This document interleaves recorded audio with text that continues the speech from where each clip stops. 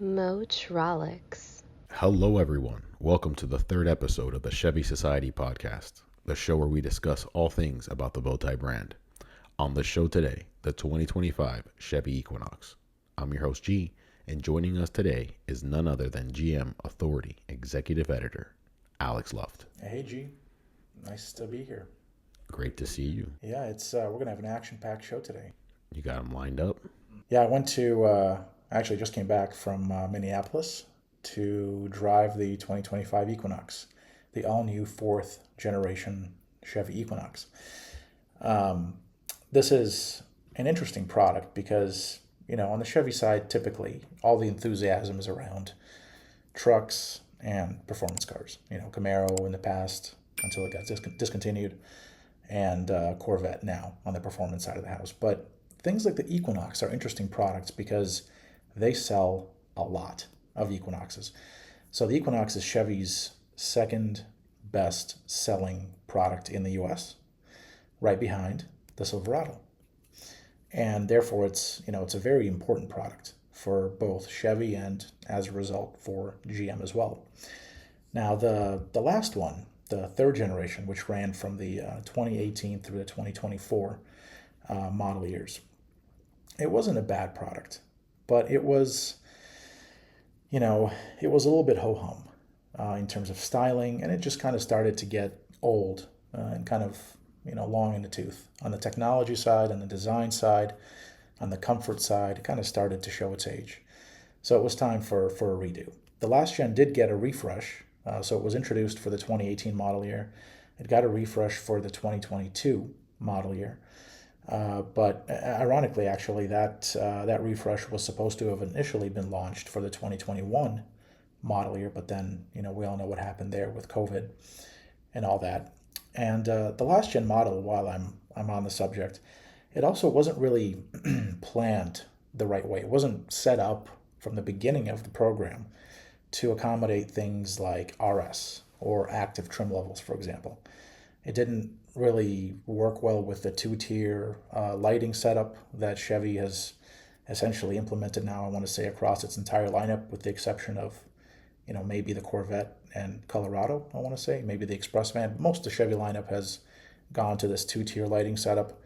The last gen Equinox went to it as well with the refresh, but it was like a half-assed implementation, if you will. So the new one fixes all of that and then some. So the new one, 2025, it will be available, it's available now across three trim levels: LT, RS, and Active. So anyone paying attention to how it was prior to this redesign, the last gen was available in LS, LT, RS, and Premier. So 4 trim levels. The new one is 3 trim levels. So they're really simplifying the trim level structure down to where LT is the base, no LS. And then you could get some packages that kind of make that LT a bit more well-equipped, if you will. And then it splits off into RS on the sporty appearance side, Active on the off-road appearance, rugged kind of appearance side. Anything catch your eye while you were test driving? Anything stick out? First and foremost, this thing looks great. It's like a mini Traverse, a mini 2024 Traverse. And the 2024 Traverse is already a very good looking product. I think that's one of the main reasons that people are getting into the showroom is just based on looks alone. In fact, there was a presentation by Chevy chief Scott Bell, who shared some anecdotes, and essentially, he said Traverse is flying off dealer lots, and people love the way it looks. So the fact that the new Equinox is like a mini Traverse it's good news. And I think this is where this is what the Equinox really needed. The last gen, like I said, it kind of looked. You could line it up amongst its entire segment, and it's a very competitive segment. You have the likes of the RAV4, the CRV, the Rogue, and essentially, the Escape. You have every automaker on the mainstream side, they have an entry. If not one, then they have 2 in this segment. So the appearance is really where, the design, from an exterior design standpoint, this is where, I think the new Equinox really differentiates itself. The last gen, like I said, ho-hum styling in general didn't really look all that good, didn't really differentiate itself from from an appearance standpoint. It was just another Econobox crossover, compact, whoop-de-doo. It was fine. This one, you see it in person. It looks great in pictures, in video, all that. But if you look at it in person, holy cow, does it look good? And that was Chevy's intent from the beginning. So the way that they kind of describe their project, from a program and vehicle development side of the house, is that they wanted to infuse the Equinox with Chevy truck DNA. And I think that's a very good way to put it because, on the one hand, you have things like the Colorado, you have products like the Silverado. They look very good, right? They're very muscular, bold, rugged. They've got some flair from a design standpoint. They're attractive, right? And on the other hand, prior to this 2025 Equinox, the last gen Equinox was like, I'm an Equinox. How's it going? For me, for a very long time, just looking across a portfolio, it was almost like bland pastel, and then it was a sharp cut into your trucks, your Corvette, your Camaro, but everything else, the Malibu, a lot of these cars just sat into this bland. They wouldn't really stick out. They weren't bad vehicles, but there was nothing to write home about. Yeah, that's exactly it.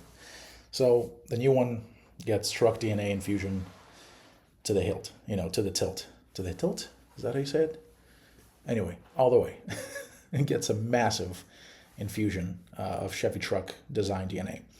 The platform is kind of the same as the last gen, but it also kind of isn't. So it's still D2, which is what the third gen rode on, but it's D2-2. Now, the way I like to explain this is, in the tech world, you have different software releases, right? You have, for instance, version 1, and then you have version 1.1. You have version 1.2, 1.3, so on and so forth.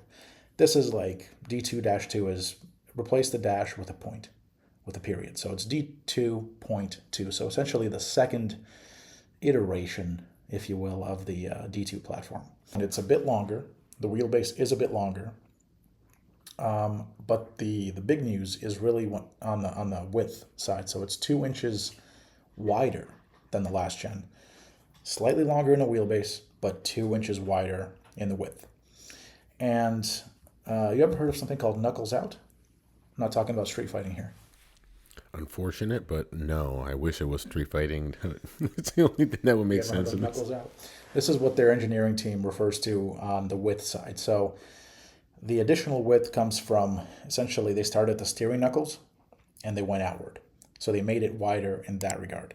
So the track did grow in width, and really that is what enables the new model to have such a nice stance, such an athletic, aggressive, more confident stance over the last gen. The last gen just kind of had this like narrow body stance. This one, it's like it got the wide body treatment all of a sudden, and it looks great. There's also LED lighting. So this is a first for the Equinox. No matter if it's the headlights, taillights, the interior lights, the lights that illuminate the license plate in the back, it's all LED, which is a big deal. This is not like a luxury product, not a premium product. This is a $30,000 starting price point, mainstream crossover in the C segment, the core of the segment here, or really a core segment for not just for Chevy and for GM as a whole, but for all players in the industry. And putting in all LED lighting is a big deal. At the front, this thing looks great. You have the highbrow treatments, so you have the kind of the DRL, the daytime running light, at the very top, and that's followed by the primary headlamp below it, and then below that, there's a surprise. Fog lights are not dead yet, so there is a fog light. So it's DRL at the top, horizontal, and then vertically oriented, you have essentially the headlight plus the fog light. Very nice looking enclosure, very nice looking headlight. And the really cool thing about this is if you look kind of inside of the enclosure, the housing, you'll see a couple of details. First, it has the Chevrolet script written there inside of the headlamp enclosure. But then you look even closer and you'll see that the side reflector and the side marker light, Now these are typically kind of placed on the front of the front quarter panel, like on the outside part of the front quarter panel. Near the front fascia on the side. Yeah. They usually, what they've done here is they've integrated that into the headlight housing. So it's like, it still faces outward, but since the fascia, because of the shape, the way it's shaped, they could essentially put it right there and it still does the same function. It still meets all the NHTSA requirements and it looks very clean. It makes that whole quarter panel at the front look, it's nice. It's clean. It's a lot more muscular. You start looking at things like the hood, a lot of hood, a lot of surface development taking place there. Very nice looking hood, very nice looking quarter. The shape of the wheel wells changed from round to now kind of squared off. So they're going for a very muscular look overall. Very aggressive, tough, rugged. Yeah, is what I'm picking up from just the pictures. Unfortunately, I was not able to be there in person. Yeah, you were supposed to have been there. This one, I had to keep a promise to a beautiful lady that I'm Good for you. that I'm on a short leash with. The Equinox did not miss you. Absolutely not. No. I did, but the Equinox did. Okay. So there's also the C-pillar treatment, which I mentioned in the beginning that it looked like a small or a mini Traverse. So yeah, this is because of that C-pillar. So it's a forward-leaning C-pillar of sorts. Chevy designers call it the shark fin style C-pillar. It's also in the Traverse, and it looks good. Very unique. Yeah. Very, very unique. It is. As a result of that kind of treatment there, you also have what would you call it? Right above it, you have this window line, which is very interesting. So the rear window that covers the C-pillar running to the D-pillar, right between that, you have this kind of, the way that the roof meets that C-pillar. You have a tiny bit of glass, and then it kind of goes into the full glass that's over the cargo area. That to me looks very nice. The lines there, the way that's all executed, it looks good.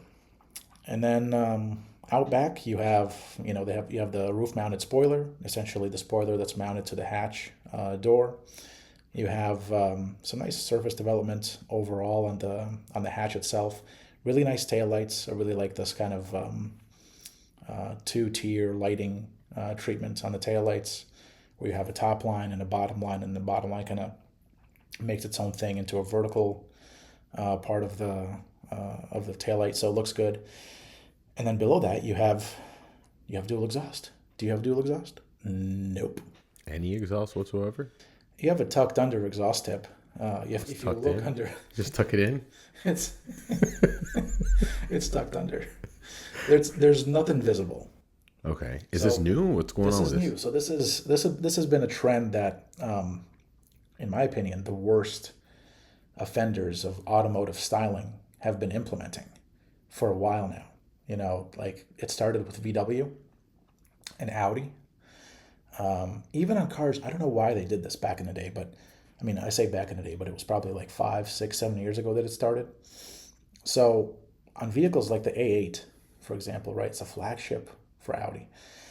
It has dual exhaust. It has a V8.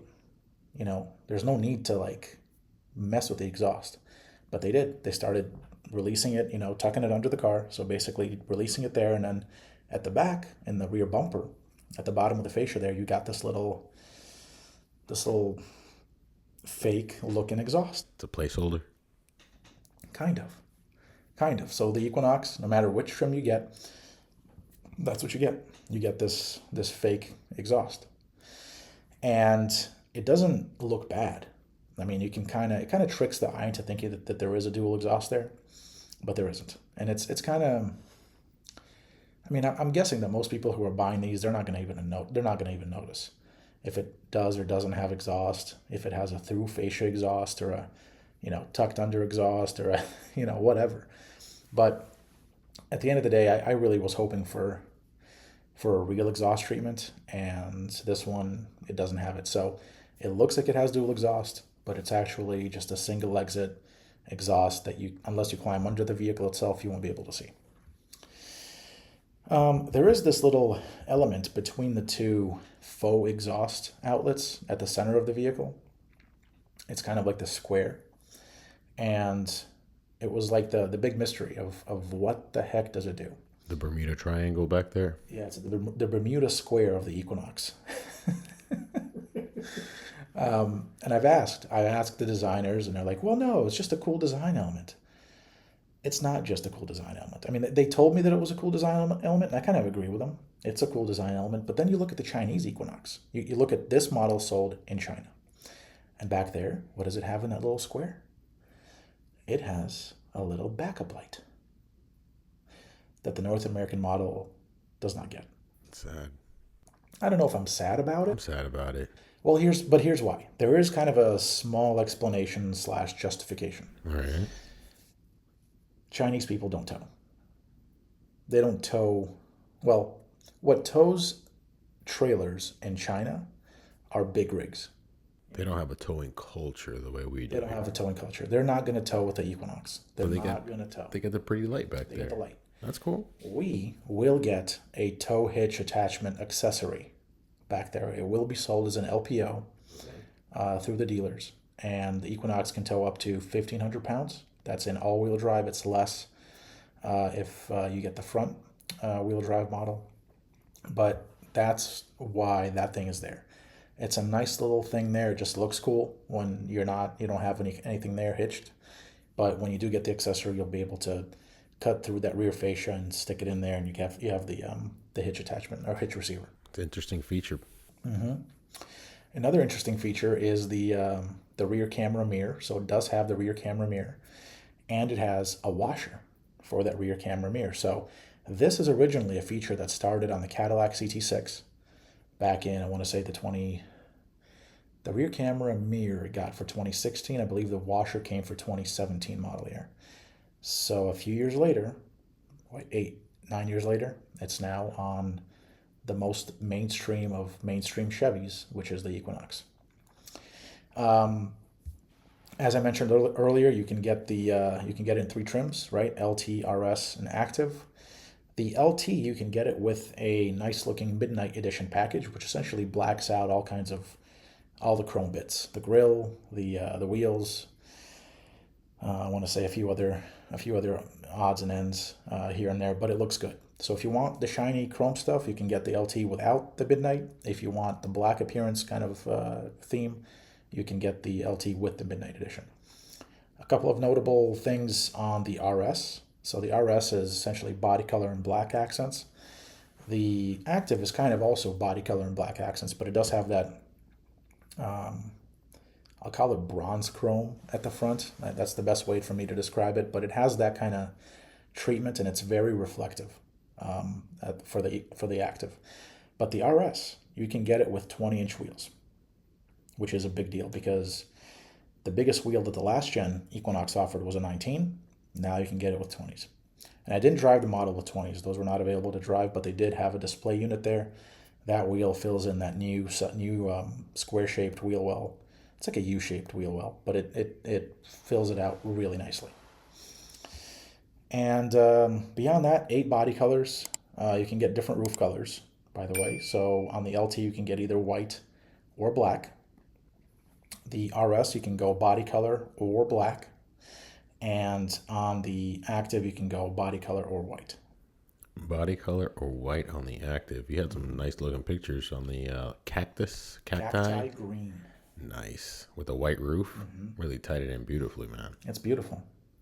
I really like the launch strategy too, because, for a while they would release, when Chevy would announce a vehicle, really any GM division, they would announce a vehicle and they would show it in like some color, right? Let's say it's this cacti green color with a white roof. They would show it in all the release imagery. You'd get it there, and that's the model that everyone's looking at.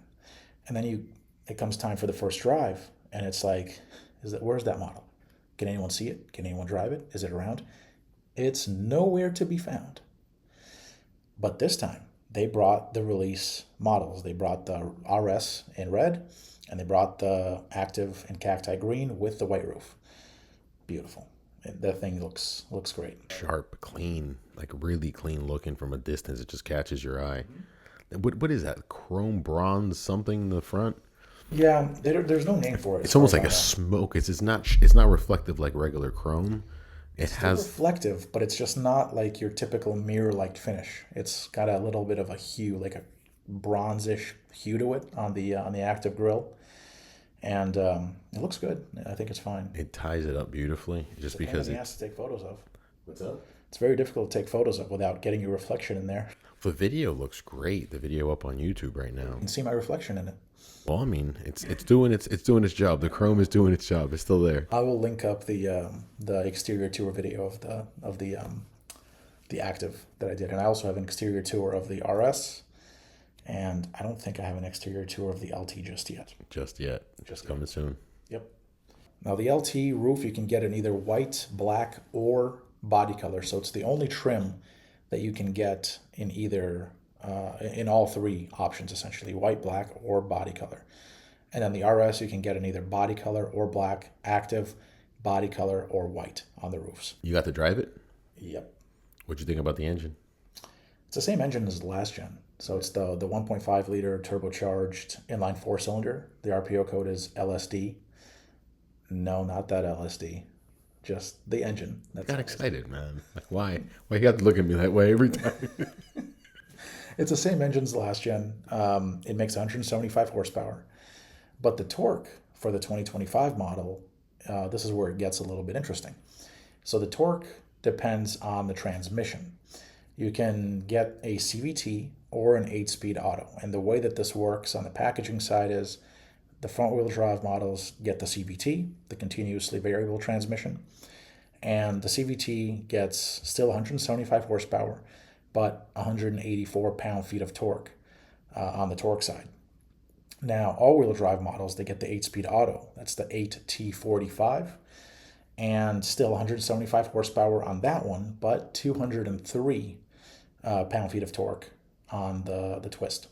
So the 8-speed essentially gets, I don't know, what is that, 15, 16, 17, 18 pound-feet of torque more than the CVT does. Any preference between both of these transmissions after you drove them? You know, I like both. Really? Yeah, this is surprising. So I went into this thinking that the CVT is going to suck. I mean, I'm always there with you. I mean, I've driven CRVs, you know, the Hondas. I've driven two CRVs with the CVT, and I've driven a Nissan Sentra and a Nissan Rogue with the CVT. And in all four cases, it has been painful. It's been, God, I hated it. I hated the transmission. It was just such a terrible, terrible, terrible driving experience. It was like rubbery, and you know, like you're accelerating, and you really want to accelerate, and that thing is like screaming bloody murder, and the whole thing feels rubbery and horrible and horrible. But then what happens? Then you're like, okay, I'm going to get the 8-speed, right? That's what I was going into this. I was like, you have to get the 8-speed. Don't get the CVT. Get the all-wheel drive one. And then I drove the Equinox with the CVT. And guess what? It drives better. Really? I don't know if it drives better, but I couldn't tell. So here, first and foremost, it's more responsive. For me, Yeah. CVT, it was a dumpster fire for the most part. Okay, especially in these vehicles that are a bit heavier. Yes. Because you can throw them in Sentras, you can throw them in those and get away with it to a point. But for you to say, "Hey, I didn't really notice a difference," is a huge statement. The only difference I noticed. So here's the thing: they had like 5 or 6 RSs with the all-wheel drive to drive. The following day is when I drove the Active, again with the 8-speed. The front-wheel drive ones, there were only 2, and those were the LTs. And everyone, it was like a waiting list of people to drive it. I had to essentially pry the keys out of someone's hands to go in and drive these. So the first time I drove it, it was only for about 20 minutes. And when I came out of the parking lot and floored it, I was like, I got to go back. They didn't give me the front wheel drive one. Wow. It's more responsive. I want to say that it's more responsive than the auto.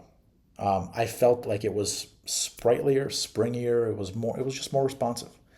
And that surprised me. So I looked at the badging. Yeah, it didn't say all-wheel drive on it. I'm like, no, it's front-wheel drive. And then, yes, at some point you do feel like it's not shifting much. So that's where you do feel like it's, okay, it is a CVT. But yeah, it's a very good CVT. It was a GM designed unit. GM makes it. They're not buying it from anybody, from what I know. And yeah, it's good. It's solid. So very positive surprise on that level. A solid option there. Yeah, and in case you do have that, I mean, like I said, I went into this thing thinking it's not. This is going to be a rubbery kind of bad kind of feeling. It wasn't at all. It was not at all. So very good surprise. If you're one of those people like me who thinks that it's going to be not a great experience driving the CVT, to go drive the CVT and you'll be pleasantly surprised. I mean, I got a weird history with CVT, just period. I was working at Chrysler Jeep Dodge, and they had the Caliber that came out. I mean, I was working in a parts department at the time, and the mechanics used to hate it more than anything else. So that's where the reputation started for me. So any upgrades? You said it's maintaining the 1.5 liter? Yeah. So it's keeping the 1.5. There is no other engine option.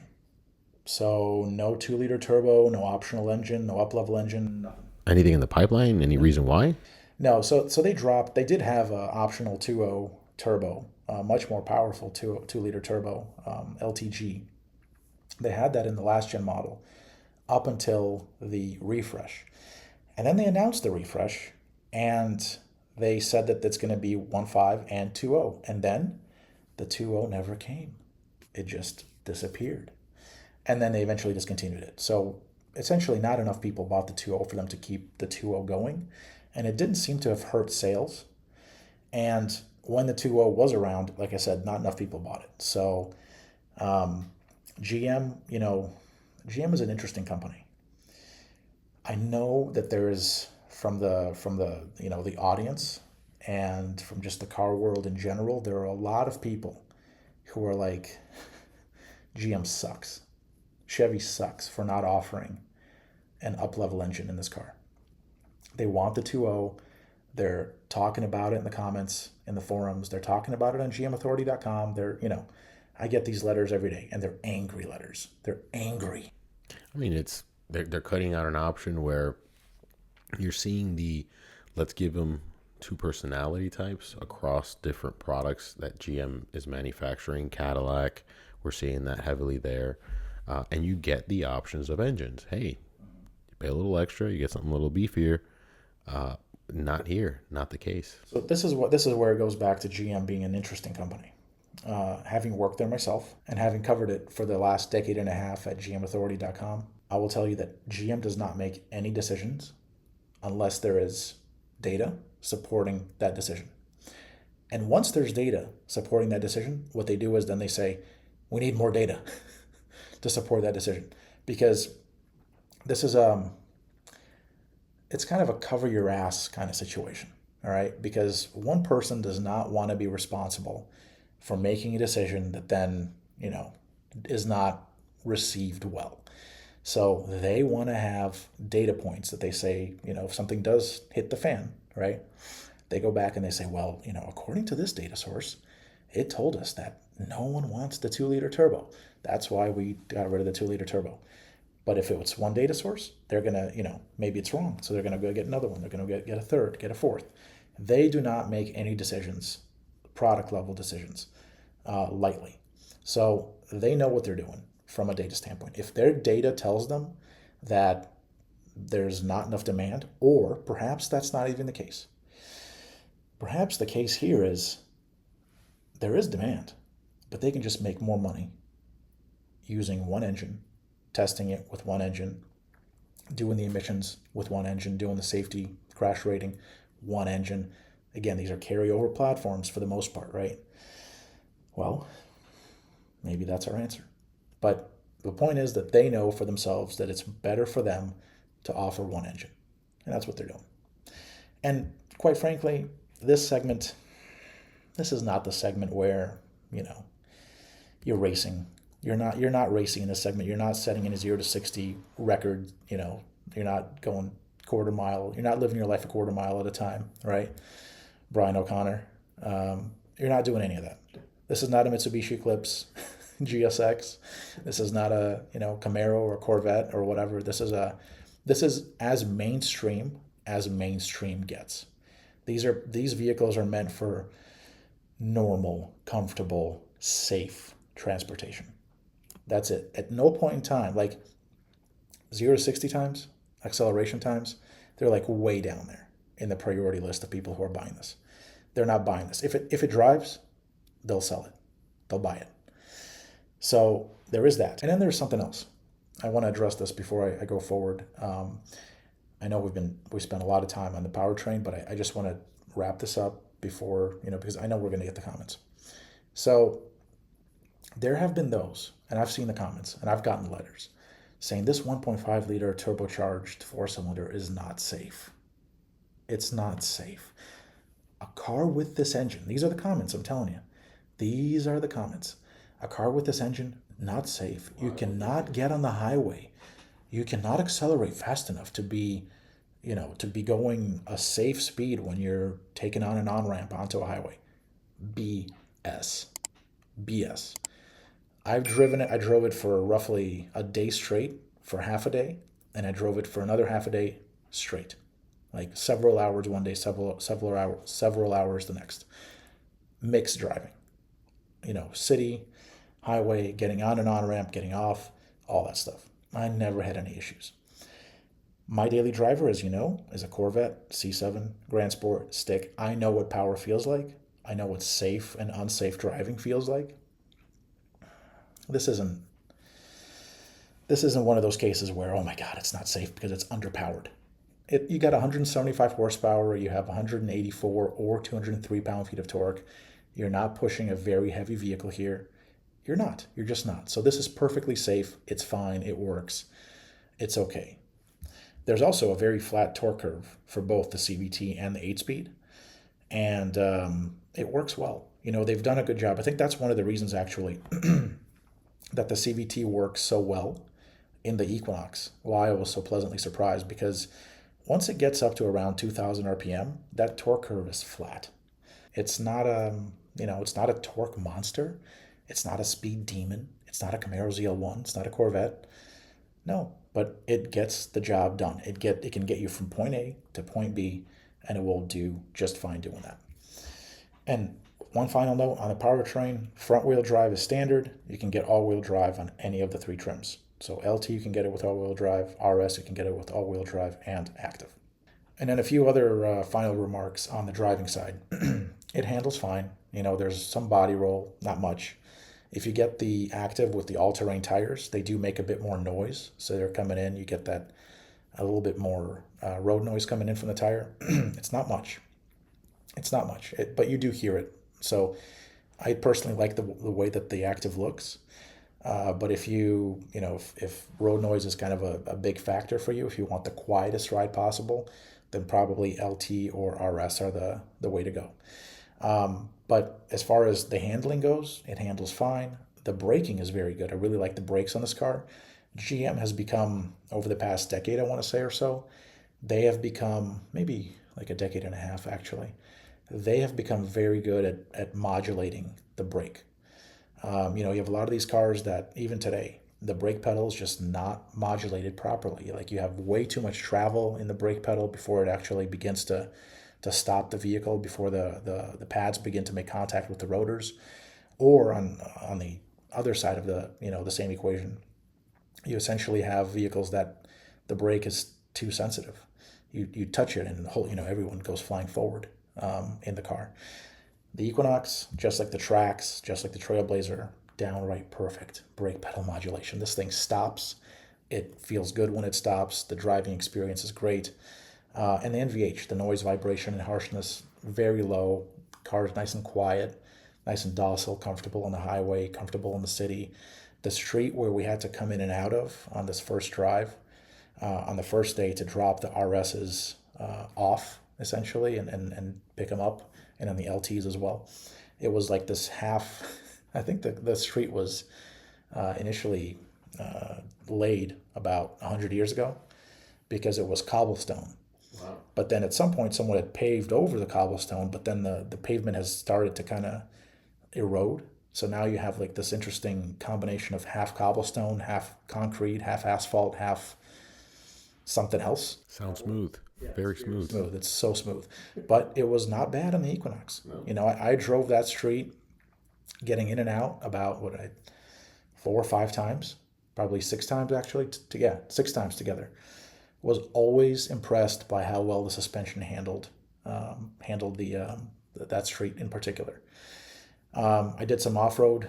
I did some light gravel driving on the Active. In the Active, it tackled it fine. The Active is not an off-road vehicle. Okay, you're not going to Moab and rock crawling in the Equinox Active. That's not what it's for. It's an appearance package. Okay, it gives it kind of this slightly more rugged appearance with the all-terrain tires, especially. The front end doesn't really have that much more as far as off-road, approach angles, rear end departure, breakover angles. This is not an off-road vehicle. It just looks the part. And on the other hand, it also can get you to, like, if you're into hiking, you want to get to the trailhead, you maybe need to go through some ruts, along the way there. With the all-terrain tires, it would probably get you there. It's general grabber all-terrain plus, I believe, is the tire specifically. So don't confuse the Active for like this. It's not a ZR2. It's not a Z71. It's not a Bison. It's just Active. Active means off-road light gravel, essentially. So that's the driving. Beautiful.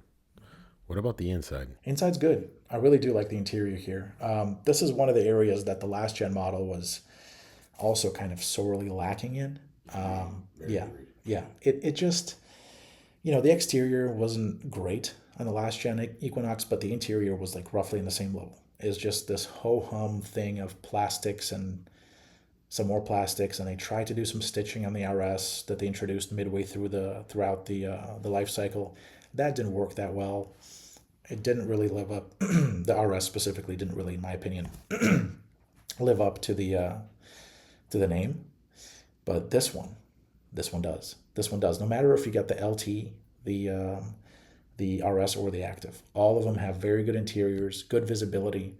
So, the number one reason why someone would want a vehicle like this is because they feel a bit safer, because it sits a bit higher than a sedan or a wagon or a hatch. So it gives you good visibility, like the last gen did. But this one, it's just, it feels better. You're like sitting up there. I felt good sitting there. It has good materials, and every trim has good materials. So like the armrests, the elbow rests, whether it's on top of the door, that's actually one of the things I really like. So I tend to like to drive with my elbow on top of the door sill, like the window sill, essentially. Some cars in this segment have a rock hard material there. You put your elbow there and you immediately regret it, and you're trying to find a comfortable position and you can't, so you bring it back down, hoping that the actual armrest below is soft. The 2025 Equinox has that part that you would put your elbow on the door sill. It's soft. Forward or ahead of it, the material gets harder. It's a different material. But that part where you put roughly, 5-6 inches worth of space at the end of the door going forward, that's soft. And it's that same material that then lines the actual armrest on the door. The center console armrest, same material, nice and soft. There's a lot of nice detailing taking place there. So like the AC vents, finally, this is an Equinox where when you adjust the AC vent, you don't feel like you're going to break it, or it's going to break as you're adjusting it. So the outboard AC vents are like these circular turbine things that we've seen on, I want to say the Blazer EV was the first to introduce it. It may have been the Trax, but I'm not sure which one had it first. But they're circular. You twist them to close them. You can adjust them. They adjust very well when you close them. When you stop the airflow, you have a nice little click. It's a nice, like, tactile, click. In my C7 Corvette, every time I go in to adjust the vents, I'm praying, please don't break. Please don't break. but that's just the way that Chevy used to do things. 10 years later, much better, right? It hasn't even been 10 years from the C7, actually. Mine's a 2019. So, 5, 6 years later. And I've seen this across multiple General Motors vehicles, Cadillac, Chevy, doesn't matter. Yeah, the attention to detail. You're getting good vents. I'm talking about like Cadillac had some vents that were huge. Yeah. These are huge too. Yeah, they're big on the outboard ones. So like on the front driver and there's only one driver. So driver and front passenger. On the outboard, those are the circular ones. In the center stack, you do have these. They're horizontally oriented, but still you close them, click, very nice. Again, in my Corvette, in the Malibu, in the last gen Equinox, every time you'd go in there to adjust it, it's like, chintzy, chintzy, chintzy. We got this at the Lego store. Chintzy, chintzy, chintzy. We're gonna go to another Lego store or somewhere else. I don't know. Bingo. I ended up with a vent. Right. You got it in your hand. You got the tab that adjusts it. You got it in your hand. I do appreciate the tactile feedback. It really does make it a little bit easier when you're trying to like fidget with the vent and you're driving, just to find that right positioning. Yeah. And one other thing I appreciate about the interior is that every trim level has a different persona, and it has different materials, different stitching. The stitching is very nice across all of these, but most particularly very nice across the RS and the Active. Speaking of the Active, there is actually, let me give you the material rundown first. So there's essentially four different kinds of interior colorways, starting with black, then Artemis gray, then maple sugar, then black with red accents. And those are so essentially, I'll include a table in the show of how that breaks out. But basically there are three different materials. Cloth is for the LT, and that's the only trim level that gets cloth, which is nice, the base LT. Then you can get LT with a package. It's the ZQ3 package, which then that adds Evotex. And Evotex is essentially, it's like your leatherette material. But in this case, it's, dare I say, better than leather. It feels just as good. If I would have gotten in there and I would not have known that this was leatherette or Evotex, right? That's Chevy's brand for it. Had I not known, I would have probably never guessed. And that's good. That's good because my other daily driver, as you know, is a BMW X7, which has the leather, right? Sweet leather. It's sweet leather. Soft leather. Mm-hmm. Very supple. Creamy leather. Creamy, supple, great leather. And it still looks good, dude. And it's good. But then this, at, 1/3 the price, pretty good. Evotex for the value. Mm-hmm. Well, that's what Chevy is all about. It's the value. Suede microfiber is the third type of seat material. This is on the Active. So it's basically LT, like I said, LT is cloth.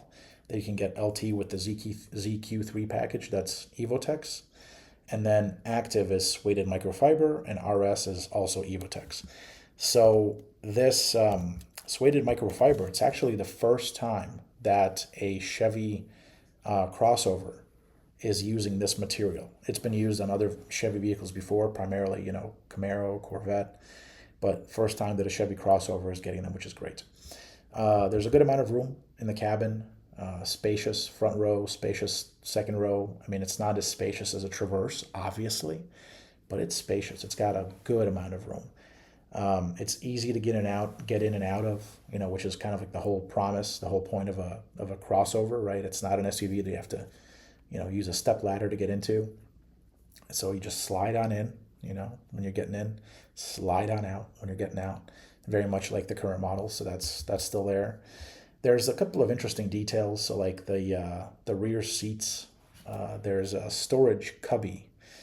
I don't know if should call it a cubby. It's a slot there. It's a slot that you can put the rear seat belt into when you're not using the rear seat, when you don't need it. So let's say you're folding the rear seats. They fold almost flat. They're not completely flat, but it's good enough. And then what you would typically have is like the seat belt's just loose, flying around, flopping around. Now there's a nice little grommet there, a nice little slot that you put the seat belts into, the outboard ones, and now they're neatly tucked in. So now you're driving, They're not slamming around everywhere, hitting something. It's just downright nice. Tons of cargo room. Like I said, almost full flat seats. There is underfloor storage that in the trunk. So basically, you have your regular trunk, and then you lift up the floor, and you have even more room. And then below that, what do you have? Surprise! A spare. Really? Yeah. They didn't remove the spare to give you the extra cargo room? They did good. I'm telling you, they did good on this one. Very convenient. And I thought, I was like digging in there. I'm like, I was thinking the same thing. They got rid of the spare, didn't they? They got rid of the spare. On flats? Is it run flats now? Right. You got a goop kit? Where's the goop kit? Because I got to carry a goop kit in my Corvette. I don't have a spare. I mean, there's trade-offs to having that enjoyable ride every day. You get a goop kit. Congratulations. Goop kit. It's my favorite. TM. So, yeah, no goop kit. Just a nice spare below the secondary underfloor storage area. And then, a few other details I'll just go over really quickly. So they moved the shifter from the center console to the column. So now it's a digital precision shifter.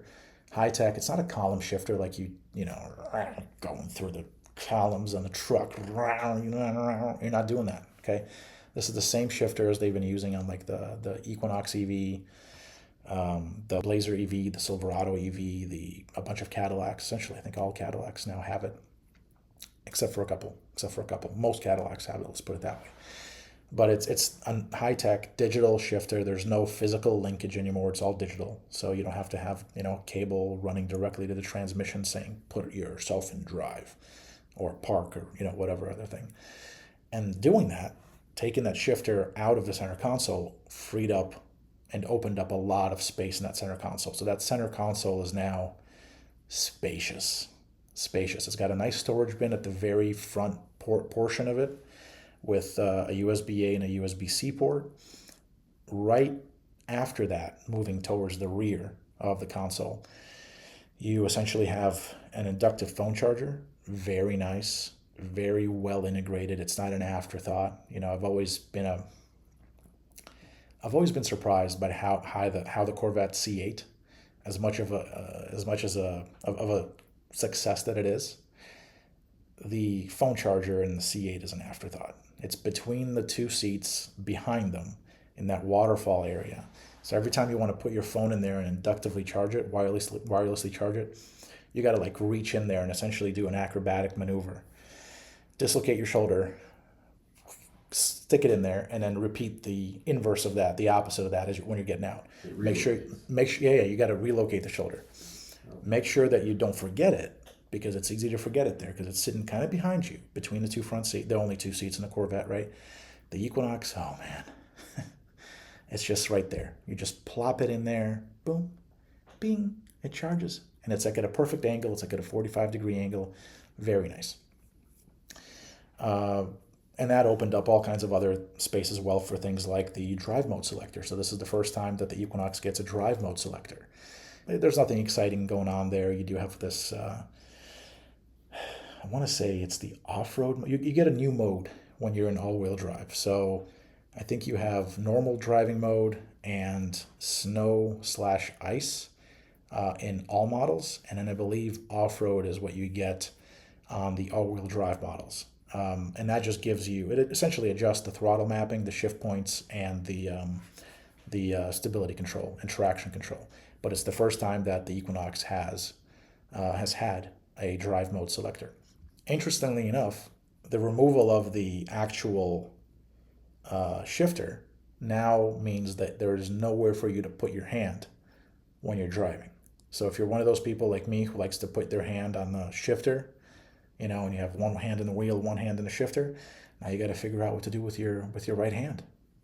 You got to figure out what to do with it, man. It's like I was trying to figure out what to do, and did I put it in the drive mode selector? No. Did I put it on the on like the inductive phone charger and have my phone in there? I put it in the inductive phone charger? No. I figured out the solution. You want to know what it is? Bottle. You get a water bottle. You stick the water bottle in the cup holder.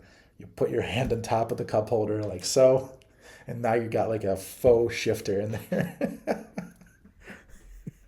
Just need that comfort.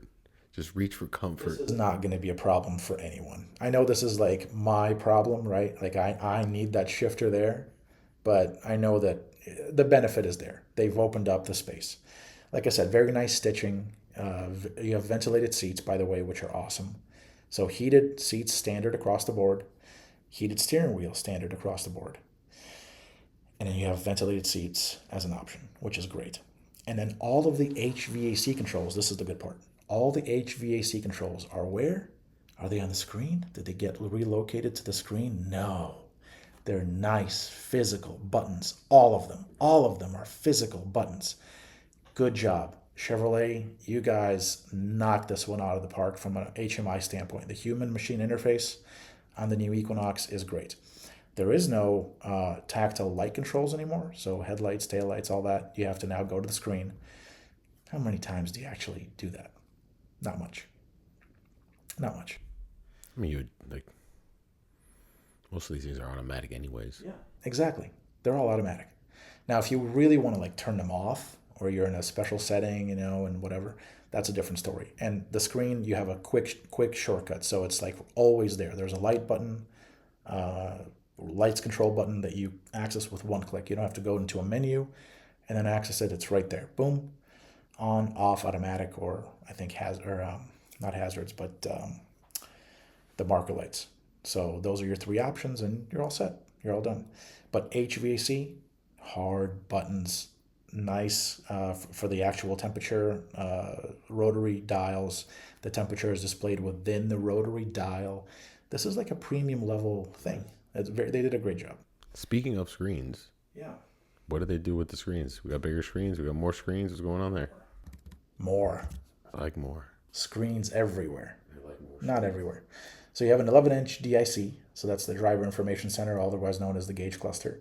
And then you have the 11.3-inch center stack display. Both are running Google built-in. So you could have the map, for example, on your DIC, which is awesome. It's the same system that we've been seeing get rolled out across essentially every other new Chevy product, but with a differently sized center screen. So this one is a bit smaller than, say, the 17-inch unit that we get in the, I want to say the Blazer EV and the Silverado EV, but still a very nice, nice clean interface. This is Google built in, but unlike the EVs, since this is an internal combustion engine product, guess what it has? CarPlay. Nice. It has CarPlay and Android Auto, both wireless. Very good. Crisp graphics, nice. Everything's good. Everything's good on that. But then we get to the audio system. And this is where things begin to kind of sort of, I don't want to say fall apart, but not go as good as they have been going. Okay. So I put on my number one test for an audio system. Any audio system, like even your basic single speaker, you get a JBL from Walmart or some no name brand from Walmart. It's going to be able to play your typical tunes. It's going to be able to play your podcasts or whatever. Not much is needed there. But my test for an audio system is I put on 50 Cent. I put on 50 Cent and I see how the bass goes. Into Club, nothing tests an audio system as good as Into Club. It's 50. Right. And Fitty does it good. He still does it good. So I put Into Club on. Didn't like Into Club. No? I did not like it. Anything else? Any other song you tried from 50? Yeah, I mean, I went through the whole album, Get Rich or Die Trying. Nothing was popping, huh? Nothing was popping. That's sad. No pop-off. That's sad. But here, what's sad isn't that. It's that there is no up-level audio system that's offered. So you can't upgrade. Then I asked two product folks, I'm like, why? Why are you guys not offering an up-level Bose or whatever? Call it whatever you want. Call it whatever. Why not offer an up-level sound system? I got the general cookie cutter answer of, yeah, we're offering a good sound system, and that's where we decided to stop. I think that's a missed opportunity. People are buying this car. Again, they're not buying this to race. They're not buying this to set quarter mile times. What is it that they're buying it for? Well, they're buying it for safety. Yes, the number one reason for purchase in this segment now is safety. And the Equinox has safety to the gills. It's got all the ADAS systems that you can think of. It doesn't have Super Cruise, which is more expensive. It would have driven up the price of the Equinox quite a bit more. Allegedly, because they did offer the Bolt EV and EUV with Super Cruise before, and that wasn't that expensive. So if they wanted to, they could do it. That model, in their defense, the Bolts never made any money. So the Equinox, they have to make money on, right? It's the second most popular Chevrolet product. But nevertheless, no upgradable sound system. Very sad. Yeah. Aftermarket is there for that. So I don't want to mess with aftermarket, especially in a vehicle like this, which is running Global B. You cut into that, and all of a sudden all your OnStar is disabled, or something else. It bricks your entire ECU or whatever. I mean, maybe the audio system isn't that bad. You can splice into that pretty easily still. But, man, if you're paying some money to get this, from the factory, offer the freaking up-level audio system. Stop cutting corners on this. It's not even cutting a corner. It's just offering it as an upgrade. Do you want it? Yes or no? Because a lot of people in this segment, I think they're going to go and splurge on it, especially sound systems. They will pay for it. This is not a Trax, right? This is not a $20,000 entry-level vehicle. Yeah, this is still a mainstream vehicle, absolutely. But I guarantee you, the last gen model offered an up-level sound system. Why not this one? Yes, they're offering more standard active safety features. Well, fine. Don't offer the 6-speaker audio system as standard. No brand, no name, whatever. But give me a Bose. Give me something. Give me something else. Agreed. Yeah. Very much agreed. One final note on the interior. They did redo the overhead console, so that now is nice. It's finally all the sunroof controls, and it does offer an oversized sunroof, which is great news. It's optional. But all of the controls up ahead are up above. OnStar, the cabin lights, sunroof controls, sunshade controls, all of those have been redone. They don't look like they were designed for the Chevy Malibu Max anymore, circa 2002. All right, they look like they're not gray anymore either. They're not hi, we picked some plastic parts up somewhere and sticking them in our cars left and right now. No, they redid it. It looks good. It looks nice. There's a sunglass holder on most models. I believe the base LT actually, ironically, blinks out the sunglass holder from what I recall. The base, with no packages. But RS active and I believe the LT with a couple of packages, it gives you a sunglass holder up there as well. And then the final note on this, the pillars now. So the pillars, the overhead material, it's black. Previously, you could get it in kind of a light khaki kind of color. Now it's just black. So in case you don't like black pillars, that's I guess something to keep in mind. But I personally didn't mind it at all. They stain less too if you got kids, so it's a plus. Little whippersnappers running around touching everything. Don't touch anything. Good luck telling them not to. Gotta handcuff them in the car, man. It's just sit there. I got 4 of them running around sometimes. I'm like, never mind. Speaking of availability and prices, you were kind of hinting at this is somewhat of affordable. Yeah, it's somewhat affordable. So assembly, let's talk about that first. So this is going to be coming out of one plant, SLP, San Luis Potosí, in Mexico. Previously, the last one, the 3rd gen, was made across both San Luis Potosí and Ramos Arizpe. But Ramos is now going essentially to the EV side by making the Equinox EV and the Blazer EV. So now Equinox is San Luis Potosí exclusive, along with the 2025 GMC Terrain, which is the Equinox's platform mate. And of course, the Terrain was revealed. The all-new Terrain was revealed just a few weeks ago. Yeah, on the affordability side, $30,000 starting, essentially. I'm rounding, but it's slightly less, $29,995 for the LT. Front wheel drive, $34,395 for the RS front wheel drive, and $34,395, same price, for the active front wheel drive. If you want to go all wheel drive, then it bumps up essentially $2K per model. So pretty good value overall. I think if you really want to, load one of these to the gills, you're looking at low 40s, 41, 42K, give or take, right around there. But overall, yeah, there's quite a bit of value. These are available now. They've arrived at dealers. They're now at dealers. So yeah, there's quite a bit of value there. Very impressive offering, 2025 Equinox. Now, I have to ask, your final thoughts. I have a few. First, there's no up-level trim.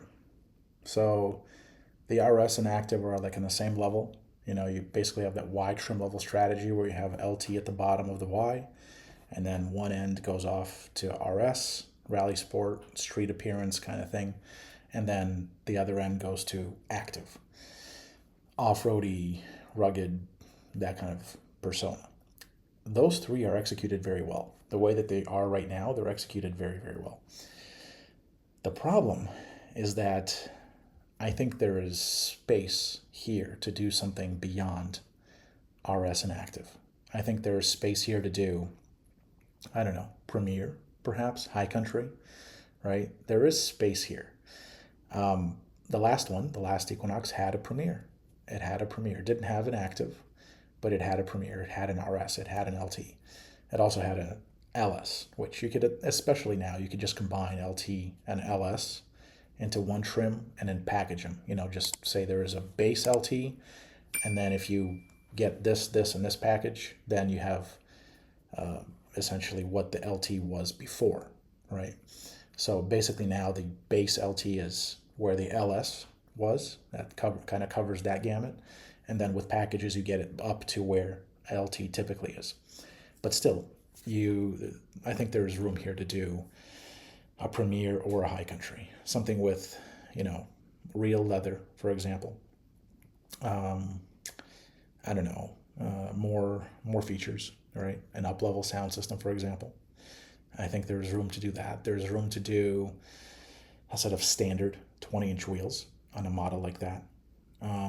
There's room. There's room to do better materials, all that stuff. The question is, will Chevy do it? Will GM let Chevy do it? Because you still have GMC, right? You still have GMC, you have the Terrain, and the Terrain has a Denali. And that is where all of those features are going, right? That's where all of those, higher end features seem to be destined for. The problem is, yes, I get that Chevy is a value play. I get that Chevy is it's a value brand. Value, value, value, value is what Chevy's all about. But still, I feel like that's an artificial limitation. I feel like there are people who do not identify with GMC, and they were not going to go to the GMC Terrain if they want something more luxurious or more well-equipped. They still want to stay in the Chevy family. They still will want an Equinox. But for those people, there's really nothing right now. There's nothing in the Equinox range. So I'm hopeful for a Premier. I'm hopeful for a High Country, either one of those two. Beyond that, I really do like the Equinox. I really do like the product. I like the way it looks. I think it's comfortable to drive. It's spacious. It does almost everything right. With the exception of speakers and, a few little tiny details here and there, it does almost everything right. And to that end, what Chevy has done here is quite impressive, because over the past 5 years, they have completely overhauled their entire crossover SUV portfolio from start to finish. Starting with, I think it started with the 2019 Blazer, then Trailblazer, then Trax, then Traverse, and now the Equinox. So all 5 of those crossover SUV models that are part of the very broad Chevy crossover product portfolio, they have just overhauled completely. And look at the lineup now. The lineup now all looks cohesive, right? Before that, like you had the ugly, ugly duckling, the tracks, which the first gen tracks, it sold well, but that thing was, It was hard on the eyes a little. it was hard on the eyes, man. It just had all the wrong proportions. Only the Ford EcoSport looked worse. Maybe the Nissan Juke, the first generation, maybe that thing. I remember But that thing. yeah, but the tracks always sold well. So, it was good from that standpoint. It got overhauled. It's now beautiful and affordable. 19,999 starting price, right? Below 20K. You have the Trailblazer, which is essentially a Trax and a different body with all-wheel drive offered if you want it. And then, they did the Blazer. The Blazer is kind of what set everything in motion, set this design language in motion with the highbrow treatment. It was the first Chevy to get that. Traverse now followed, and now the Equinox. So now you look at this lineup. They had all of these they had all of these lined up. I'll insert a picture here, but you put them all side by side now, and they all have that highbrow treatment. They all look good. They all look like they're part of a cohesive family. And with the Equinox, this 2025 Equinox, the transformation is complete, which is great news. I do hope that they will sell, and I hope that they will make enough, because I'm sure they'll have no problem selling these. But now that they're down to one plant, product planners do tell me that they will have enough capacity. Here's to hoping that that's the case. But like I said, GM does not make any decisions like this lightly without a bunch of data. And then once they have that bunch of data, they go and get even more data, because they got to cover that. They got to cover that behind. I mean, it looks like the process has at least given fruit to something really interesting that's going to compete very well in the segment. Visually, you got to drive it. I can't wait to get one in so we can test drive it hopefully soon. Absolutely. And have an in-depth review for you guys. Well, thank you all for joining us on the third episode of the Chevy Society podcast. You can find this show on the MOTROLIX Network YouTube channel and ChevySociety.com. Please remember to hit that like button and give us a follow to stay up to date on the latest Chevy news. We're currently working on getting this show into your favorite podcatchers, so if you don't see it in a podcatcher app yet, just give us a few days and we'll get that taken care of. Stay tuned next week for episode 4 of the Chevy Society podcast. And in the meantime, don't forget to visit gmauthority.com for the latest GM news. MOTROLIX.